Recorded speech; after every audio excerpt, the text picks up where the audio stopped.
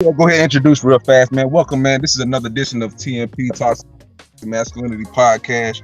I have, man, special host, a personal friend, man. We friends on social media, man. We go back and forth on a couple ideas, man. He goes by the name of Dejan Israel, man. Tell me a little something about yourself. All right, sure. Yeah, I'm Dejan Israel, y'all. Let the audience know who I am. I've been studying Black history. I've been actually, you should see my library of books. I've been studying Black history, Malcolm X, Elijah Muhammad, since a teenager. So I like to I'm in an organization called Brothers and Sisters United, where we actually mentor young kids and actually give back to the community and actually help those with like trauma, going through any type of trauma, that stems and emanates from slavery. So what we like to do is go out in the community, actually host basketball tournaments, in addition to actually having healing circles where they can actually bring their trauma and heal from it, and actually going to the schools and teaching our youth in the community. Because if they don't have nobody to look up to, then who are they going to emulate in the community if they don't have nobody to look up to? So that's what I do. I also I'm part of various study groups where we actually read political literature. We read Huey P. Newton, we read Malcolm X, we read Marcus Garvey, to actually get a sense of history on how we got in this condition and how we're going to get out of it. So that's a little bit about me. And I'm on Facebook at Dejan Israel. I'm on Twitter as well. It's the same name, and Instagram. So anybody want to hit me up, I can give you book recommendations. I can also, if you even want to chat with me about like Black history, chat with me about any topic. I'm always open. So that's about me. Big facts, man. I seen a few of his posts, man. I actually been googling some of the things he's quoted on online, man. He really, you can tell he's the brother that knows his facts, man. So that's something that definitely stood out to me personally. Word. But yeah, man. Yeah, I just reached out to him, man, because we had some topics to talk about. One of the things we discussed was black on black crime plaguing the Black community across the country. That's one of the topics that was interesting to him, and something that we're just gonna delve into a little bit deeper today.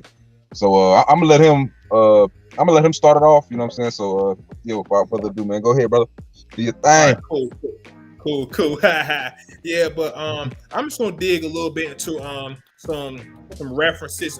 This book right here called Black on Black Violence by Dr. Amos Wilson.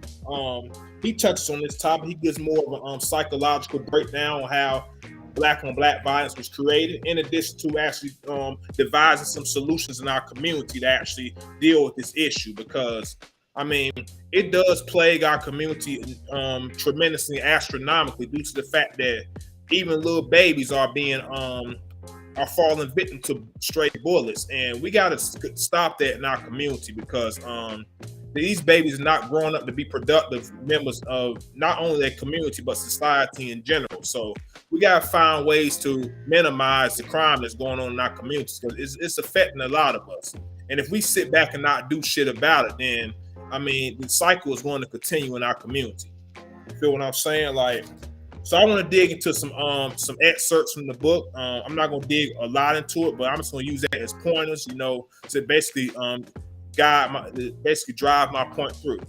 Like on page 37, Dr. Amos Wilson basically says, alleged Black criminality, while arousing white American fear and loathing, reassures them of their vaunted self-worth, their assumed innately superior moral standard of their self-congratulatory self-constraint of their, in contrast with presumed Black American unworthiness, inferiority, moral standing, inherent criminality, lack of self-constraint and self-control. So we actually got to go back to where it actually emanates from. When we engage in Black fratricide or Black interracial violence, we actually emulate our oppressors when we do so, because they're the ones that actually come along with the violence and come along with the crime and so forth. So when we actually engage in that type of those type of crimes, we actually emulate in our white psychological fathers. Because basically, when we commit homicide against our own brother, we actually committing psychological suicide against ourselves. That's real. That's real, man. I agree with that. And we got to, like I said, we actually need to build more institutions in our community to actually reduce that as well, because this is a structural, systemic problem. I mean, it's not like we're inherently criminal. We're not naturally criminal people. I feel as though we too nice sometimes when it comes to the oppressor. But since we have so much psychological indoctrination within our mind, we're gonna continue to commit like self-destruction. We're gonna continue to self-destruct in our community until we actually devise some methods to actually reduce it. Then it's gonna continue to happen. It's gonna be a perpetuating cycle. That's big facts, man. What's your thoughts on that, brother? 100%, man. Like I said, a lot of our crimes are crime of location. You know what I'm saying? Like, that was some deep ish right there, man. To be honest with you, man. I 100% agree. Our genocidal nature is not something that's natural in the African culture. You know what I'm saying? The thing that's running rampant right now throughout our communities, that's not something that's based in African history. You know what I'm saying? Like, I mean, we have traditionally warred with each other. You know, as long as society's been around, there's been war. But I feel like black people, we're more of a peaceful people. You know what I'm saying? Like they would say the Hutus and the Tutsis, like this thing. You know, violence, black on black violence is in wars that have been going on since, you know, in the beginning of time. You know, we talk about the Native American, you can talk about the native people of America that they war for, you know, certain circumstances. So that's going to be there. But innately, where we at right now, we're especially in America, I feel like we're in a position of, like you said, copying the people who, you know, showed us, you know, that currently, you know, with gun violence, especially with gun violence, you know what I'm saying? So in the gun culture, but I agree with that, man. I agree with that, man. We definitely emulating our oppressors, for sure. You know what I'm saying? But and the thing is, what gets me about the conscious community, sometimes we tend to romanticize going back to Africa, going back to Kemet thousands of years ago, and that's not really where we at now as a people. I mean, that information is good to know, to go back to history, to actually know where we come from and know what we constructed as a people, but it's not really helping us defeat the oppressor and defeat the colonized mind that's instilled within us. We actually got to come up with institutions that are actually going to teach our children, so when they grow up, they can actually have it better than we did. You know what I'm saying? Like, instead of just having to self-study like I did. Because I didn't learn a lot of this about Malcolm. I didn't learn a lot about Huey P. Newton. I didn't learn a lot about Amos Wilson or Dr. Bobby. I had to do a lot of research myself to learn them. So I want to make sure that my daughters actually know these facts. So when they grow up, they actually know what to do to actually defeat this system. Because in our lifetime, I just don't see it happening. The minds of the people are too gone, as a people. And the minds of the people are not there.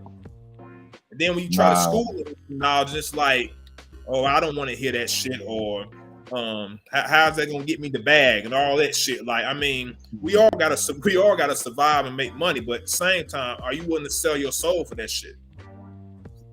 Shit, man, in my opinion, most people would. You know, most people in our community right now, shit, what they say, you are searching for a crumb. You know what I'm saying? You hungry as hell, you'll take a crumb. You think, you know what I'm saying? Shit, you'll stab somebody to eat. You know what I'm saying? You rob somebody to eat. So, shit, where we at now? And then it's fucked up, man. Like, it really is.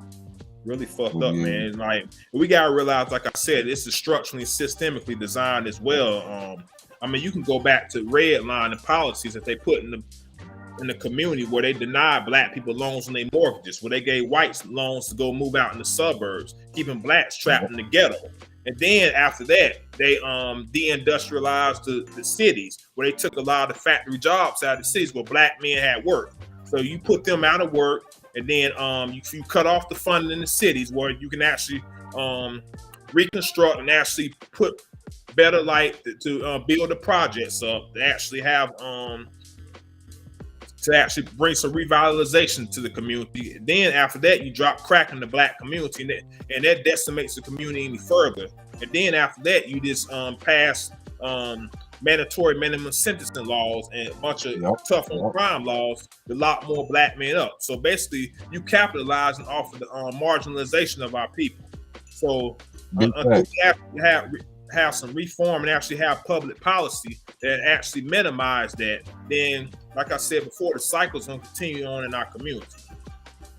I agree, man, and I'm It's funny you brought that up about us doing stuff internally for ourselves, like starting programs and certain things like that, because that's gonna have to be the first step before we wait on some type of policy or institution to change things. You know, the ways of life, you know, the mass incarceration, you know, recidivism, all kind of things plays the black community. So it's gonna take something internal. It's not like you said, it's not gonna be. And if you wanted to happen in 50 years, you know what I'm saying, like in a decent amount of time. It's gonna take initiative from ourselves, you know what I'm saying? It's not gonna be anything that they're gonna give us, you know what I'm saying? Like no way. No way, you know what I'm saying? No way at all, man. And it's gonna actually take us to actually get in the community too. Because I noticed that we sit back and complain, even the elders and all them, like y'all sitting back letting the crime go on. And it's like y'all act like y'all scared of these shorties half the time. And y'all gotta you're not gonna be out here killing young babies. That's not gonna happen. Until we get out there as men and show that we're not scared of these young shorties, it's going to continue to happen as well. That's real. That's real. And then, see, I don't know where you reside currently, but I'm in, you know, Concord right now, Charlotte 704 area. I'm from Kannapolis and Concord. We went to school we went to Concord High. You went to Concord, right? Yeah. Mm-hmm. Okay. Yeah, I remember you. I think you were like a year under me or something. I'm class 08, you class 07. Yeah. Okay. Yep. So okay, that's what it is. But yeah, man, it's definitely it's a trying time, man. It's trying times, man. Like I seen I talked last episode about an incident with a 12 and a 14-year-old. It was a tragic situation. It was in St. Louis. And the 12-year-old had a gun, and she basically I don't know if she knew it was loaded, but she shot her cousin. There was two cousins, a girl that was 12 and a boy that was just turned 14. And he had pictures with guns, all kind of crazy shit. And basically she shot him, then killed herself. But it's like, it was babies. So and I've been told by people, you know, these guns are easy to get. You know, like a lot of things, like I really shouldn't share, but I've been, you know, I got my ears to the streets, and people told me it's a way in which, like, it's a black market way, and they send guns to your house in different packages, and you literally put it together. Yeah, it's a tracer gun. So like somebody told me that, you know what I'm saying, in person and you know, whatever, in confidence. And I'm like, that shit blew my mind to think that when I was that age, there's no way we could have access to a gun unless somebody broke in the house and stole it or broke in a gun store.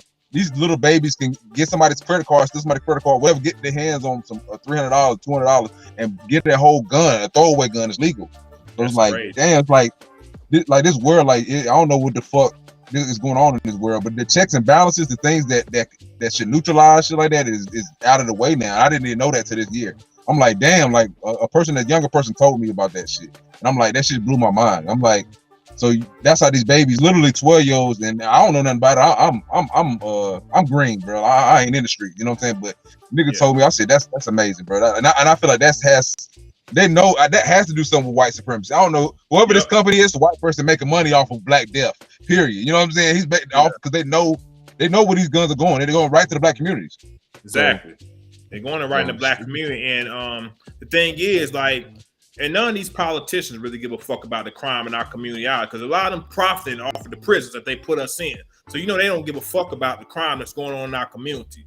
So that's why I said it's going to take community accountability to minimize the crime and actually building institutions to give these young babies an alternative to actually commit crime. Because it starts in the school systems, actually. Because they miseducating our babies in the school systems as it is, giving them a curriculum that doesn't even relate to them.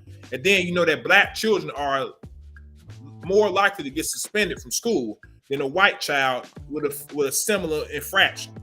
So they basically set. Then if they ain't got no education or no high school diploma, you can't even get jobs out here. So that's basically making them more susceptible to commit crime in the community. So it's all structurally and designed for us to fail as a people, starting in the school system. Man, I agree 100%, bro. 100%. And like I said, man, it's gonna take like us actually politicizing, actually coming together and organizing as a people, so we can amass enough political power and then actually get policy passed in our favor. But if we don't have no organization, like Marcus Garvey said, the greatest weapon against the Negro is disorganization. If we don't have any organization, then we're not gonna get anything accomplished. Man, hey, that's some real shit, bro. But and that's basically been the purpose of white supremacy, is just to throw, disorganize us, to have us in a fray, straight up. Have us in where we actually relying on them so much that we actually don't even come together. Like Dr. Bobby E. Wright has said in his book, he was basically saying that blacks kill blacks because we haven't been taught how to kill whites. We've been taught how to be afraid of them. We've been taught how to tiptoe every time they come around. And with integration as well, that's another thing. Like when we integrate, I felt as though I understood why the elders did it, but however, it sort of set us back too, because actually it was the black elite, it was the black middle class that actually benefited off of the Civil Rights Act of 1964. There was a lot of poor blacks in the community that was still suffering, to the point where there was actually riots going on in that community. So, and the Black Panther Party came along because the police brutality that was occurring in our communities as well. And you know that Black Panthers actually had to fight drug dealers off. The Black Panthers had to fight drugs, not just drugs, but they had to fight police. But they were the ones that actually like trying to reduce the drugs in the community, but they had to actually fight the police on that.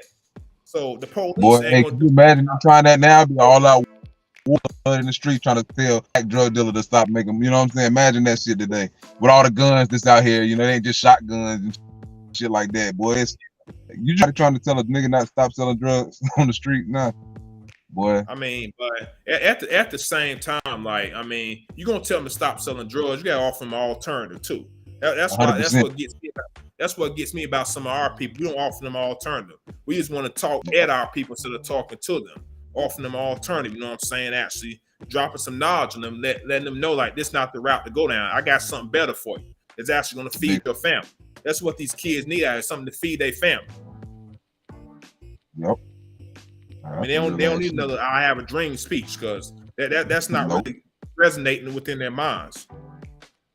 Facts. Big facts, bro. And that's why I say, bro, like, we gotta start at actually real young. Start with these babies young. You know what I'm saying? Actually teaching in school to them. I mean, the future belongs to those that prepare for it today, like Brother Malcolm X had said. Big facts. Big facts. I know that quote.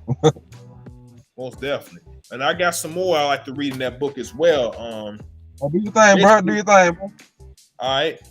Page 106 from Dr. Amos Wilson. He was basically saying that the psycho-spiritual and therefore true psychological father of the violent black-on-black criminal is the racist white American man. The American black-on-black criminal is the psychological son of the white-on-black criminal who does the work of the Eurocentric patriarch who sired him. In order for blacks to assault, rape, rob, and murder each other with notorious and self-destructive intensity, to be estranged from their own bodies and therefore subject them to all manners of health and physical carelessness, neglect, and self-mediated abuse, to make them host to all manners of insatiably unhealthy appetites, they must internalize Eurocentric racial hostility towards themselves, internalize and claim as their own the European contempt for the color of their skin and the physiognomy of their bodies. These blacks must take Eurocentric lies for truth and truth for lies and act accordingly. They must see their bodies as the cause of pain and as their enemy, and consequently subject them to disrespect and murderous mutilation. They will destroy others who are clothing the body like their own, for they must be their enemy too. The black-on-black violent criminal experiences in this dilemma with full intensity, for he has internalized the lies of his racist white fathers most deeply. So basically, we have internalized the lies of the oppressor, his violent ways, his nefarious ways, his deceitful ways. We've internalized and actually imitated and mimicked the oppressor to a T, to where we see ourselves the way the oppressor sees us. So that's the whole root. That's the whole root of the black-on-black violence as well. We see him, we imitate him in his ways to the point where we self-destruct as a people. We see each other as inherently evil, so you know what I'm saying already. That's some real shit, man. You know, I did another episode that said, or do black people have post-traumatic stress disorder? I mean, not post-traumatic stress disorder, but do we have Stockholm syndrome? Stockholm syndrome. You know what I'm saying? Like you can literally see that from that book, that cert from that book insert, bro. Like that's literally what it is. Like you said, we internalize it. Like and then like I go further to say we work. You know, we like you say we copy them, we emulate them. So like if you emulate, if we know if you emulate anyone, what does that mean? You can have some type of respect or love for them. You know what I'm saying? And you ain't just gonna copy anybody. You know what I'm saying? If you copy somebody, let's say imitation is the best form of flattery, you know, or whatever. Yeah. Like, dude, that's facts, bro. Like, that's why I said it's all psychological. Like you said, that's some real shit. I just tied them two together. We definitely have Stockholm syndrome, bro, because we idolize, we love them. You know what I'm saying? And that's some real shit. Like that's funny. That made me think about that. Like, yeah, I mean, we love them. I mean, we love them. Yeah, it's like we love them so much to the point where we begging and pleading and marching and shit. Like, and that's not really gonna get anything accomplished either. I mean, like marching it. I don't know if you saw where Bernice King and Jesse Jackson and all of them were marching. I don't know if you saw it. Yeah, I'm gonna have to send you that video, but that's just completely embarrassing to our people. We never gonna get nothing accomplished by marching. Like that's just basically just begging. Like, where was they at? Where at? I think I forgot where they were at, but I know they was marching for something. But it's tragic, man. Like that shit is not gonna get us nowhere as a people. They 70 years old. That motherfucker. We said Jesse Jackson. He about 70 years old. Still. Yeah, that motherfucker is basically just recovered from COVID not too long ago. About 80 years old. Yeah, man. Them days are long gone, bro. Like it's time to devise new tactics, new methods, new mechanisms that actually come out of this situation. I mean, our scholars left us the blueprint, but it's up to us to actually read and actually apply what they left us, or else we never gonna get nowhere. That's real, bro. That's some real shit. And that's why I tell people all the time, like, I mean, it's not like nobody have left us any solutions, any blueprint to actually go by. It's just like we're not actually doing it. Like it is a whole bunch of talk. I mean, it's not. I just don't feel people actually serious as our ancestors were. You know, we always saying, "Well, we not our ancestors." We definitely not. Yeah. I said we some motherfucking pussies. Cowards, huh? Some cowards. Yeah. Very, very cowardly as a people. That's so real. That's so real. The shit that I say this all the time. The shit we'll crash out for. That's a new term that's going around. You know, for Memphis. The shit we'll crash out for. It's just fucking idiotic, bro. You know what I'm saying? It's fucking stupid, bro. Like you said, the shit they crash out for, our ancestors, man, they got shit done. The shit we'll crash out for, man, it just make no goddamn sense. You feel me? We could crash out over shit, disrespect, ego, you know what I'm saying? It's just idiotic, bro. Material bullshit that don't mean shit. Exactly. Streets, corners, motherfucking territories, this stupid shit, bro. Beef, online beef with each other, like the shit that we'll crash out, but we'll take any type of disrespect from Europeans. You know what I'm saying? But the shit we'll crash out for nowadays is ridiculous, man. Ridiculous. And the thing that trips me out is with Marcus Garvey and all of them, they actually had way less resources than we had now. Was able to accomplish more than what we're accomplishing now. People, like it's really sad. Like it's really preposterous that we can't even accomplish nothing as a people because the minds of the people are too gone. Man, see, yeah, that's some real shit. I try to keep optimism, but I like I be going back and forth on here, man. TMP, Toxic Masculinity Podcast, man. I be talking shit, man, because I feel the same way sometimes, and I be down on my people, but it's like sometimes I feel like you got to mix the love with the hate. Sometimes I feel like that. Yeah, sometimes the hate get people riled up. You know what I'm saying? I try to do that too. You know, I try to encourage them, try to instill knowledge into them as well. I mean, because everybody like gotta have room to grow too, man. I mean, even with Malcolm X, if we actually read all autobiography of Malcolm X was a gangster. Malcolm X was a criminal in the streets. When Malcolm X went to prison, Malcolm X actually transformed from Red to Malcolm X, actually studying and reading the prison library. That's how Malcolm X became who he was. And just imagine if he would have never went to prison. Imagine if he might have got shot dead in the streets way long before then. Yep, doing a breaking and entering, being in or some shit. Breaking and entering, doing a lot of shit. But Malcolm X has to transition. So I mean, I don't put nobody down because you know people can change. Facts. But then it's something I was also talking about the folks. Why does it take us to have to be sat down by the white man or do something catastrophic in order for us to change? You know what I'm saying? That's something that's kind of, you know what I'm saying? It's big in our community. You know, when people sit down, a lot of times, especially for a long time, they pick up a book and enlighten themselves. But like, damn, can we get some enlightenment while niggas are still on the streets? You know, still out here right now. You know what I'm saying? Before we have to be forced to be thrown in. You know what I'm saying? But hey, teachers don't, as long as it get done, you know what I'm saying? That's my biggest deal. But like a lot of it comes at the loss of lives, loss of babies, like we was talking about earlier. Like, why does it take you to have to do a bid for murder or whatever like that, or whatever the fuck? You know what I'm saying? Some violence shit against your community for you to wake up. You know what I'm saying? Like, leadership, like I said, the initiatives and the shit with the youth, you know, programs with the youth, that needs to be take precedent. You know what I'm saying? Real talk. Because all that aftermath and shit, a lot of shit, man. I feel like they let a lot of these violent people right back out just to disturb the community too, man. That's something I hate to talk shit about that. Like, I don't want to promote black people going to jail, but some niggas need to be in jail. You know what I'm saying? Some of these niggas in these cities across America, oh my, and they need to be in fucking jail or somewhere else. You know what I'm saying? Send them somewhere all together where they can, live a violent life together. You know what I'm saying? These self-hating, coon-ass Negroes that run, running rampant in our communities. That, you know what I'm saying, have no logic or no heart. Like, some niggas don't need a second chance, man. I swear. Not only them, but I gotta get on some of these old bourgeoisie Negroes in our community too. They get a little wealth and start thinking they better than other black folks. I gotta get on them too, because some of them they sell out and they perpetuate the crime in the community too. Because a lot of them get paid. Them black politicians get paid off to keep the crime going on. They're not really effective in the community like that either.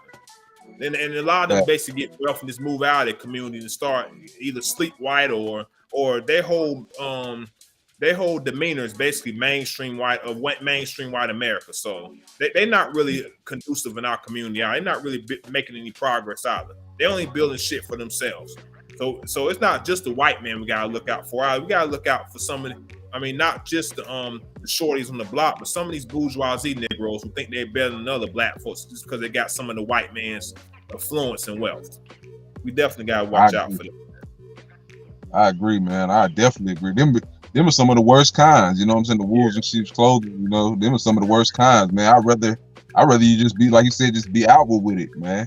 But that's true, man. These vote blue no matter who type people, man. I listened to this one podcast. They be getting on Cory Booker. I feel like he's one of them types, man. Like, I don't really like his energy. I actually fuck him at all. Like Cory Booker, go along to get along types. Yeah, I can't get along with those people. Like, they not really, like I said, doing anything conducive for the community. And if they do, they basically get receiving a tax incentive for it, making type of donations to the community. Like you said, they benefit off of disarray. They don't, you know what I'm saying? They don't benefit off. Like, I feel like for the most part, they don't even have a dog in the race. They benefit off of it. You know, a lot of these blue Democrats, leftist folks, they benefit off of the black community being on the system, being, amongst just in disarray, a state of disarray, But that's real shit. I agree with you. Yeah, like I said, building institutions that African centered or black institutions actually teaching children farming, teaching them agriculture, teaching them actually things that's going to help us survive and sustain as a community. That's what's actually to be constructed in the community. In addition to cooperative economics, like actually pulling our resources together to actually build, like, to address needs in the community, because there's a lot of food that's in the community as well. You know what I'm saying? If we don't have proper nutrition in the community, that's actually contributing to our so-called animalistic nature stage as well. We're not eating the proper foods, the nutrient to nourish our bodies. That's actually affecting us too. If we eating the diet of the oppressor, like that's not really helping us as well. You know, speak on it, man. Speak on it. Like Elijah Muhammad said, like in How to Eat to Live, we gotta take care of our bodies too. If we eating all types of foods that's not healthy for us, then we end up becoming like them. And that definitely got to change in our community. The way we eat, the way we view ourselves and treat ourselves. You know what I'm saying? Like that's very important. That we start treating each other with respect as well. Why is it when I walk down the street, I get mean mugged by another brother? Just get mean mugged by brothers like and you going through the same oppression as me. I mean, I'm no better than you. So why are you looking at me like the enemy? But I mean, I understand, but I mean, Trauma, it is trauma, man. Trauma. Yes. It sucks, but they got big time trauma, man. Like that's the only thing that can make it, that could cause that, bro. Like, and that's sad as hell. Like you said, bro, that's so true. Like I barely, and I hate to say this, I barely even like to be amongst my people. You know what I'm saying? Like, to be honest with you, like I got a family, I got stuff to live for, and in all honesty, I really even. I'd be like, what's the point of going out sometimes and put myself in that energy? I'm a bigger black man. Like, I don't want to be a target, you know what I'm saying? So it's just, that's true, man. Just like, there's no reason for that animosity to be that way other than past trauma done to them by other black people. You know what I'm saying? That's why they've been conditioned, and shoot, that's sad, dude. Like, it's very sad, man. Like, man, it's this thing called Black Boy Joy, man. My girl had told me about, just like, Black Girl Magic type deal, Black Boy Joy. Like, black boys don't grow up with no joy, bro. You know what I'm saying? And I hate to say that shit. Like, that's why a lot of niggas hate each other. You know what I'm saying? They see, especially if they see you not looking mean and not mugging back, they're like, the energy is just fucked up out here, man. Like, it's really a lot of us men don't grow up with no joy, man. We don't have no. We ain't allowed to relax. You know what I'm saying? In a lot of our communities, we always on go mode. So I see why a lot of guys might be mugging. Personally, I feel for people like that, man, to be honest with you. But I feel for I try not to mug, but I feel for them too, like I said, because a lot of them have been traumatized in their households. They going through a lot of traumatic shit that's probably going on at home. They probably don't have no daddy in the household. He probably locked up in jail. Mama working 2 to 3 jobs to make ends meet. Like, I mean, he ain't really got no role models in the community except for the OGs, and they really teaching them wrong too. I mean, so they really don't have nobody to really look up to. So, I mean, what else they gonna do in the community? I mean, barely any jobs is actually gonna suffice. Barely any jobs gonna afford them a decent living. So, I mean, they go and stick up somebody or go just maybe steal or either kill somebody. I mean, because they trapped up in the cycle. You know what I'm saying? Like, I mean, it's up, but I mean, that's just how it is. I mean, like I said, we got to hold ourselves accountable, but we also got to hold the system accountable for setting all this shit up. But they created the conditions for the black on black violence. Like I said earlier, we didn't create this whole system. I mean, every illegal thing that we do, they always have a legal alternative to it. Like, even with the drug deal, you know what I'm saying? Like, pharmaceutical companies. Yeah, the same drugs that they sell in the streets illegally, they have the same ingredients in it for the legal drugs. They give out at the pharmacy. You feel what 100%. I'm saying? Like, so yeah, even with the whole lottery shit, because the lottery originated with the policy, with the numbers run. We ran numbers. You know what I'm saying? Like, they took that and made a lottery out of that shit. And then we shoot craps from the street. We get locked up for the shit, but they got a casino where you can go shoot craps, and the casino legal. Right. So they got every illegal thing that they say we do, they have a legal alternative for that shit. Exactly. Well, they're making buku hands over fist money. You know what I'm saying? Exactly. And then, like I said, they have alternatives over the shit. And not only that, they selling illegal shit themselves, and then want to lock us up for the same shit. I mean, you still got brothers locked up for investment. Yep, you got a lot of brothers out here locked up for nonviolent drug offense, but you got legal weed dispensaries out here now. Don't make no sense.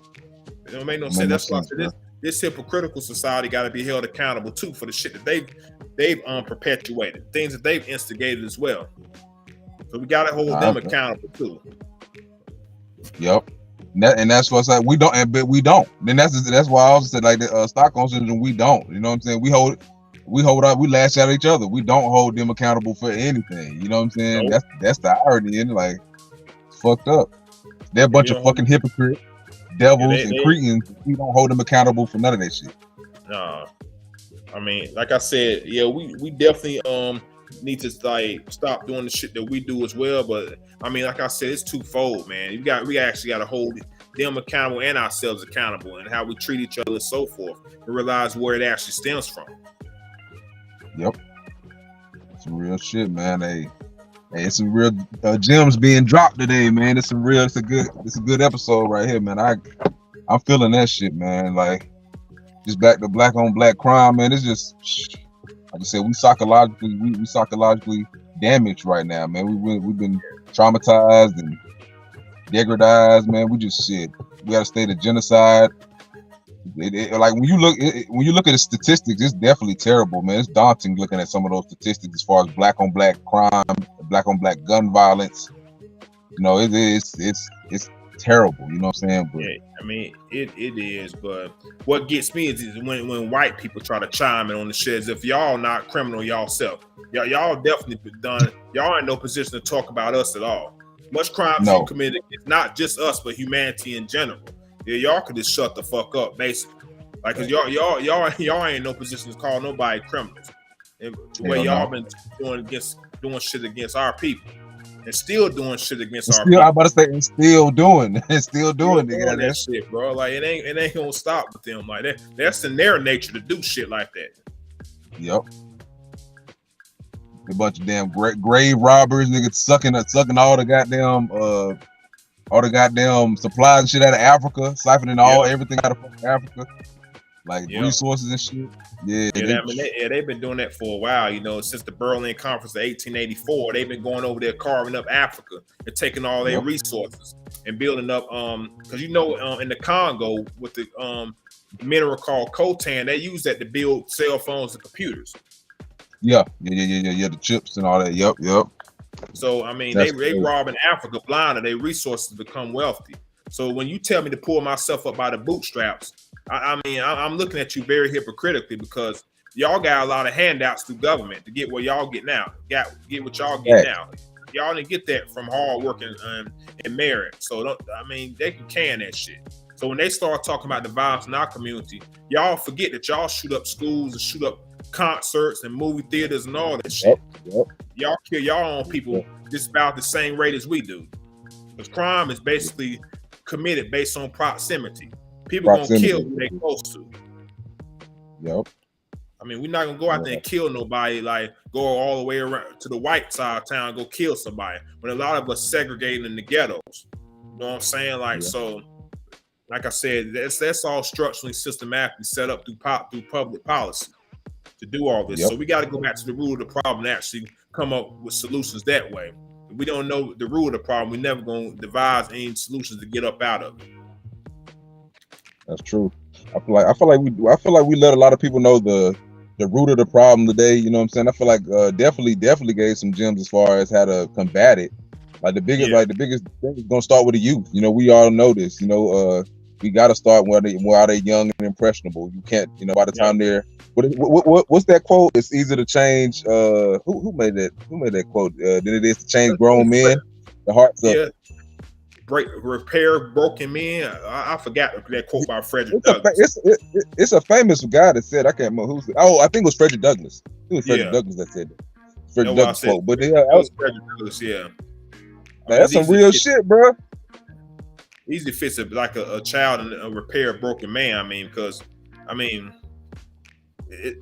like I said, our people, it's almost too late for the elders. Like I'm not really counting on them to actually fix anything because they really haven't fixed nothing yet. Like they too busy niggas my age is that's like that. You're a lost cause. You're done. You're gonna die that way. And in the name of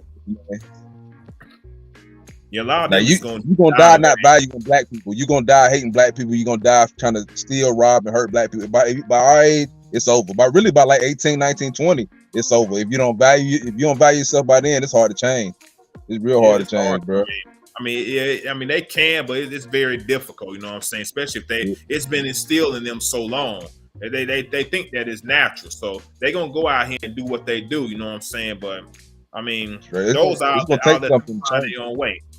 Those I'll let them find their own way. I mean, some of them might just go back and actually think about what they did and actually come through and actually change their ways. But I just don't see it for a lot of our people, honestly. Yeah, as long as they don't do nothing drastic like murder or nothing like that, I feel like you can come back.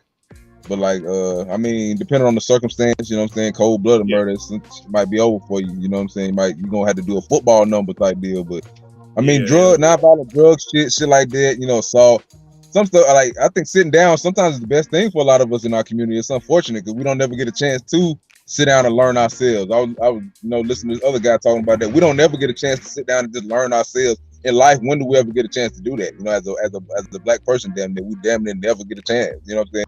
Because so, like, people are so working so much and busy, and inflation causing prices to go up and shit. So some of us have to work 2 jobs and actually maintain. I mean, even starting our own businesses, that's hard because they discriminate against us starting our own business too. A lot of banks don't give us loans. There was a story that they ran that they actually denied a loan for mortgage financing at Wells Fargo. So the system is still designed to go against us. So I mean, we're not really actually like I said, they still got policies out there that's denying us like access to loans, denying us access to housing, and denying us access to all types of incentives. Facts, big facts. And that's why I said, man, like it's gonna take some structural reformation for our people to actually get it together. And it's not just personal responsibility, but it's actual structural and systemic responsibility that got to go into play as well. Mm-hmm. Yeah, that's 100%. Gonna take the community 100%, man. Straight up. I mean, and then like I said, and we've instilled a lot of the rugged individualism of American society to where we actually don't even want to work together. Tell me about it, bro. So everybody want to be the top dog. What is it? Too many Chiefs, not enough Indians. Everybody want to be the top dog and boss. Everybody want to be the top dog. Everybody want to basically, like I said, emulate their oppressor with the wealth and everything, trying to chase a bag. I mean, you even see I mean, I love hip hop music. I mean, I grew up on it, but at the same time, the messages that the hip hop be spitting sometimes is not really helping us either. It's coonish and buffoonish, man. Coonish and buffoonish, bro. Yep. Straight up, man. Braggadocio, as they say, man. It's like, and it's unattainable. That's the biggest thing. Like I said, it's definitely a detriment. I've talked about that previously. The hip hop community is doing a huge disservice to the black community with the violent narrative that's pushed, the drug abuse narrative that's pushed, the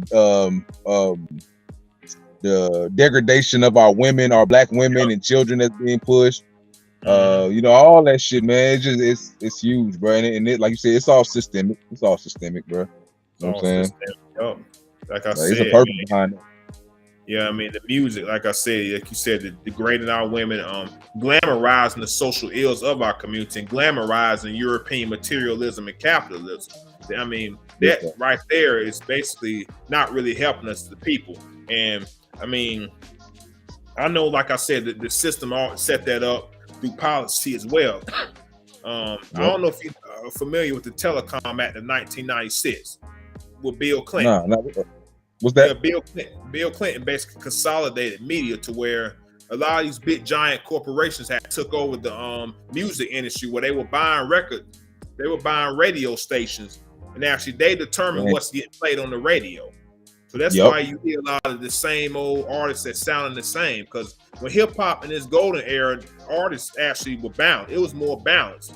You had your gangster rap, you had your political social commentary rap, you had your fun rap and all that. Like, and when that law was passed in 1996, it basically it was no longer diversified. Hip hop all started sounding the same.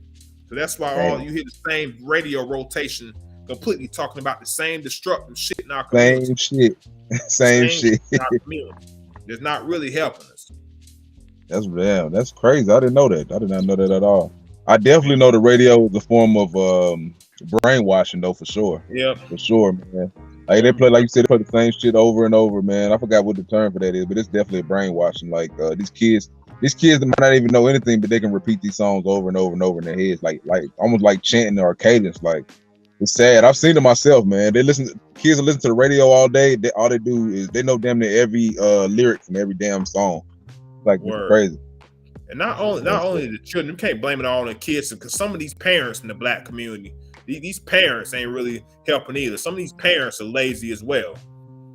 These parents not really, because a lot of them act like children themselves. The parents really haven't healed from the trauma that they going through. So basically, they taking it out on their kids. I agree. That's some real shit right there. like I said, man, even me growing up, for instance, like I had my mother was sort of toxic as well. I mean, I love my mom to death, but at the same time, like there's some unhealed trauma that she went through as well that she haven't healed from, and that could be passed down from generation to generation. And I actually been doing some research through an epigenetic study that shows that trauma can be passed down from generation to generation, even stemming back to slavery times. So like I said, this didn't happen by night. This has been going on for years and years and years. The trauma that we face in our community. It all starts with getting the mind right. As long as the mind is enslaved, the body would never be free. The body will follow. That's some real shit. But we got to get the minds right as a people. We got to go back to how we got in this condition so we can actually get out of it. Yeah, that's some real shit. That's some real ass shit, bro. Hell yeah, man. Hey, niggas been killing it, man. I appreciate it, man. Nigga, boy, hey, it's good. I'm glad it's a good topic, man. I appreciate you hopping on here, man. Yeah, no doubt, man. No doubt. We definitely need to build some more, man. Like definitely build some other topics, because these are issues that need to really. These issues that really need to be addressed in our community, but we're so preoccupied with other things that's not really significant in our community that we don't really sit down and actually address this stuff and actually devise solutions. You know what I'm saying? Like it's really tragic. Our babies ain't got nobody to really look up to out here. I swear, man. And like the shit, even with that, the slap heard across the world, like the fact that could what's the word? Kind of have all us encapsulated and focused on that, like that man, like the shit like that, it was really it was disheartening for me to see, bro. Like you said, we can't have conversations about shit like this, but we can have all types of in-depth conversations about some shit that's bullshit. That's literally bullshit. You know what I'm saying? Right. We psychoanalyze some bullshit, bro. We can't sit and have conversations like me and you are having right now. You know, as a community, we can't do that. Ain't that some shit? That shit, like, it's disheartening, bro. Like, I mean, go ahead. And then the fact is that we basing our relationships on this shit too. It's causing a lot of division between the black man and the black woman too, and trying to make it seem like we did that. This is disrespect toward and protecting the black women in general, when this is not really helping us as people. Like I said, like gender wars need to stop too, because a lot of us are perpetuating the same white patriarchy that we claim to be against. Yep. A lot of people, women, I feel like they conflating their own trauma with they're trying to think like you can't compare them to situations to your life. You know what I'm saying? Like it's incomparable. You know what I'm saying? That's what's so funny. Like, oh, I want a man like that to fight for me like that. Like in all reality, if he do something like that, he's ruining his fucking life. You know, are you gonna bail him out? Do you have money to bail him out? What are you gonna? You know, do you want a guy that can tick boom like that on another individual? He'll do it for you. He'll tick boom on you if you do it on someone else. You know what I'm saying? So, yeah, man. It's just we kind of lost, man, as a people. Like the shit that we covet, shit that was. I mean, I use it as a teachable moment personally, but yeah, man, like the shit that we focus on as a people.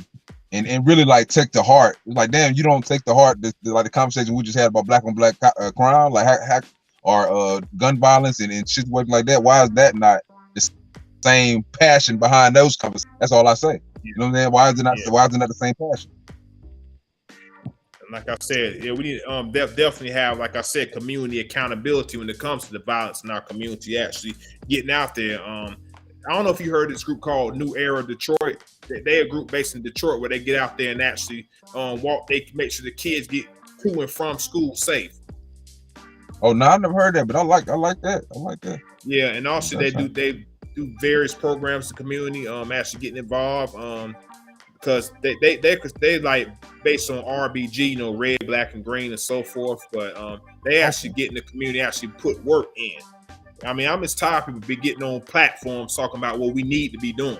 Like we actually be exercising and doing something. That's why I'm part of this organization, actually bringing more literacy into the community, because you know that 84 to 85% of black children have a reading or math deficiency in the schools. I've heard that statistic. I have heard that statistic. I mean, because like I said, the school system is not really teaching them. They basically setting them up for prison or jail. Oh, for sure. Even putting them in special ed, like they basically setting them up for prison and jail. When a lot of our kids really are academically and very talented and gifted. For sure, it's definitely put the right direction. Yep. It goes, and even as far as history goes, it even goes back to if you. I don't know if you remember George Bush, No Child Left Behind. You know what I'm saying? It's a purpose in all this, man. Like they want to. That right there set up our generation to be fucked up, didn't it? You know what I'm saying? Like if you think about it, just passing kids along with no education, no focus, no nothing. You know what I'm saying? Leaving them with no skills. They took out most of the trades out of the schools. They left them, you know.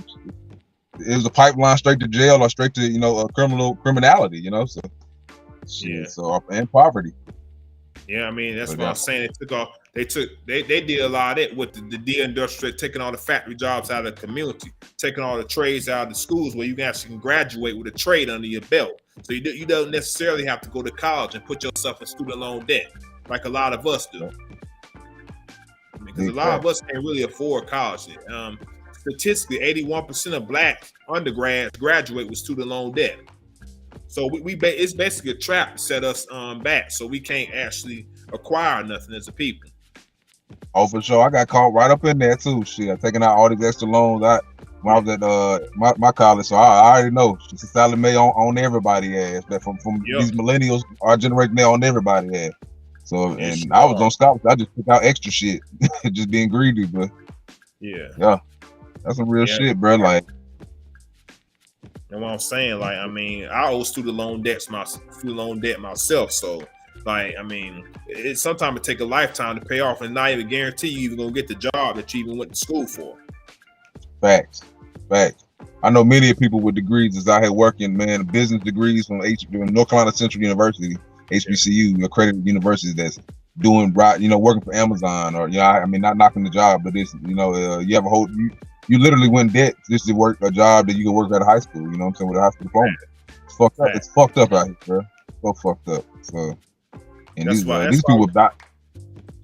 That's why I say we need to get back to more institutions in the community where we actually teaching these kids these trades, teaching them carpentry, teaching them construction, teaching them computer science, teaching them anything that pertains to STEM. But STEM is where actually the lucrative professions are at. Science, technology, engineering, math. Yep. But that's real, man. This IT jobs is really where it's at. And some of these you just need certs. A lot of these jobs you just need certifications. You don't need no degrees.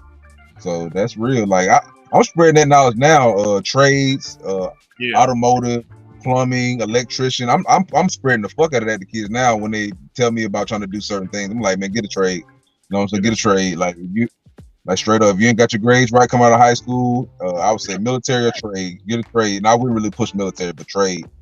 Yeah. Like straight up, it's bread. You'll never be without a job, man. Straight up. Yeah, you always have. They still looking for people now in these trades. Just they don't have nobody to fill them. That I mean, like I said, actually learning how to construct things and build things. You know what I'm saying? You can always have a job, but you can also start your own business with a skill. Yep. Exactly. You start. Get you some. You start you a plumbing business, whatever the field, you masonry, whatever, man. That's real. That's some real shit. Yeah, and like I said, actually, we can actually have money together to actually put together towards addressing the needs in our community. Because some of these like barbershops and beauty salons, I mean, we have enough of them in our community. You know what I'm saying? Like, we have enough chicken fats in our community. They're not really good for our health. So, I mean, we have to build something that's actually addressing something in our community, addressing the need in our community. 100%. And then that would actually help to bring down the crime in our community as well. Actually have programs similar to the Black Panther Party survival programs of the 60s. A free breakfast program or a free food program or employment programs, things that actually help the people out. You know what I'm saying? Like, and actually funding it ourselves. I definitely agree, man. We got to be the change. We have to be the change, man. We got to give these kids an opportunity and an alternate route, other than the status quo. What's been going on what's been perpetuated for the last almost half a century, really. Like, crazy enough. Yeah, and then I mean, you know how we grew up. We had the rec, we had Heart, so we had all these gyms that kept us out of trouble. We had a girls that kept us out of trouble. So we really didn't experience as much as these youth are now, as far as crime is concerned, because we actually had things like people in the community that actually cared. Yeah, that's true. That's true. Like the generation now is the generation of what would be our kids, or the kids a little older than kids of people a little older than us. Crazy enough. Yeah, about maybe like 40s and late 30s. So it's a whole different ball game. Man, you got, like I said, it's like back in that day we had people that cared in our community. Like it's a whole different ball game today, man. Whole different ball game. They got social media beefs, all kind of things to keep them preoccupied and keep their at a low vibration, unfocused. So there's so many things like that, that we didn't even have to deal with. Crazy enough. Yeah, we like I said, we had so much like alternative to do. Like we really didn't have much social media out there. Like they really didn't come later on when we grew up. Like that's what I'm saying. Like the technology has definitely changed, but I do believe that we could actually get some things started. I'm not saying it's gonna happen overnight, but we actually could definitely try to bring some changes in the community to make it, like, I ain't gonna say even like better, but actually make it to more where we ameliorate some of the problems that actually occur in our communities. So I'm definitely down for that. Oh yeah, man. Hey, you already know TNP, man. We all about change. We're all about being held accountable. That's the word for this year for me and my channel and myself and my people, man. That's accountability. That's, like I said, hold me accountable. I tell people that all the time. Hold me accountable. I just offered today. It's a showcase for people that want to play. It's a HBCU combine coming next month at Mallard Creek High School. And I'm willing to pay. It's $50 registration. I'm willing to pay for 3 athletes that want to go. 3 athletes, I'll pay your cover to go. You know what I'm saying? I'm spreading out. I'm about to start promoting that this week. Like, I want these kids to do something. Do something. These kids nowadays, I feel like they don't want to do anything. You know what I'm saying? Like they just want to. Like their aspirations are so low nowadays. Like I don't want money to be a fact. I want to give back. I want to be like put me to the damn test. You know what I'm saying? Because I don't like to blow vid. I don't like to talk, man. Like let me show you. That's my biggest deal. But like I don't know. I don't really have a lot of people that really support what I do. It's building. But man, I'm just wanting, like I said, I want to be a vessel to help somebody. That's all I want to do, bro. Like I'm the same as you. Show me what I need to do. Show me what I need to do. You know what I'm saying? So like, that's why I want to get in these schools and start actually promote more literacy in our community. Actually get with these young kids and promote more reading, promote more studying about their history and their heroes and the people that actually came before them that paved the way for them to make it.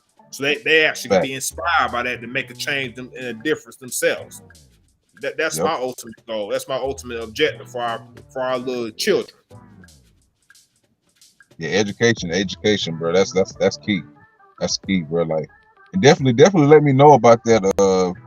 Shoot, I can definitely try to copy that program y'all got going on up there. You said it's the Detroit program, or what's it called? Well, the organization I'm part of called Brothers and Sisters United International. Like I said, we go into the community and actually do mentoring and actually help them become productive members in their communities and society. So I could definitely shoot you a link. You know if there's a branch? Is there a branch in North Carolina? Do you know if there's a branch in North Carolina? Well, we haven't reached North Carolina yet, but we actually, where I'm at in Minnesota, we actually trying to start a chapter in cities like Minneapolis as well. So I'm probably thinking about moving back down south to North Carolina myself. So I'll probably bring a chapter down there with me. Okay.